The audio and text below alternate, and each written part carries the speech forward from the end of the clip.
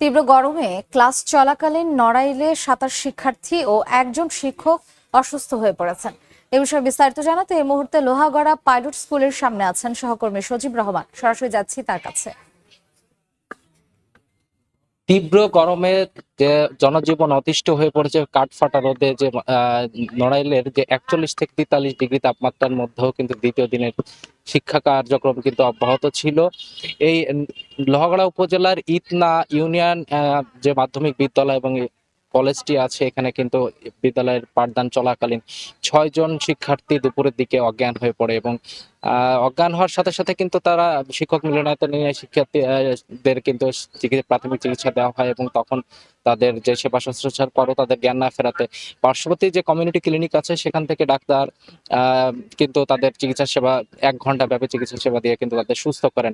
এই 6 জন শিক্ষার্থীর মধ্যে কিন্তু 2 জন ছিলেন মেয়ে শিক্ষার্থী এবং 4 জন ছেলে শিক্ষার্থী। এদের মধ্যে যখন এদের জ্ঞান ফিরছিল না তখন কিন্তু শিক্ষার্থীদের মধ্যে উদ্বিগ্ন এবং উৎকণ্ঠা দেখা দেয় এবং এদের ভেতর থেকে যে বাকি যে শিক্ষার্থী যারা ছিলেন তাদের অন্তত 14 জন শিক্ষার্থী মাথা ব্যথা এবং বমি উপসর্গ নিয়ে শিক্ষকদের জানালে শিক্ষকরা তাদের কিন্তু সাথে সাথেই অভিভাবকদের ডেকে এবং সুস্থ করে প্রাথমিক চিকিৎসা দিয়ে তাদেরকে অভিভাবকদের নিকট হস্তান্তর করে এবং এই বিদ্যালয়টি বন্ধ ঘোষণা করে আজকে দিনটির জন্য।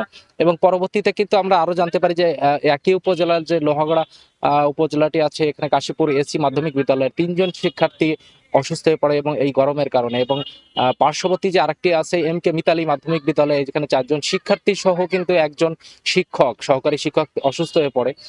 তাদের প্রাথমিক চিকিৎসা দিয়ে কিন্তু পরে তাদের বাড়িতে পাঠানো হয় এবং বিদ্যালয়ে বন্ধ করে দেওয়া হয়। এর পাশাপাশি যে এই ঘটনাটা জানার সাথে সাথেই কিন্তু যে উপজেলা সহ জেলার যারা যে শিক্ষা প্রতিষ্ঠানগুলো ছিল সেগুলো কিন্তু দুপুরের মধ্যেই শিক্ষার্থীদের যে স্বাস্থ্য সেবা নিশ্চিতের কারণে কিন্তু বন্ধ করে দেওয়া হয়েছে। আর এখানে আমরা যতটুকু জানতে পেরেছি যে বিদ্যালয়ে যখন শিক্ষার্থীরা যখন অসুস্থ হয়ে পড়ে তখন কিন্তু বিদ্যুতের বিভ্রাট হয়েছিল। আর টোটাল মিলে সর্বমোট কিন্তু নড়াইলের জেলায় যে 28 জন শিক্ষার্থী এবং একজন শিক্ষক অসুস্থ হয়ে পড়েছিল। এই ছিল আমার কাছে সর্বশেষ নড়াইল থেকে।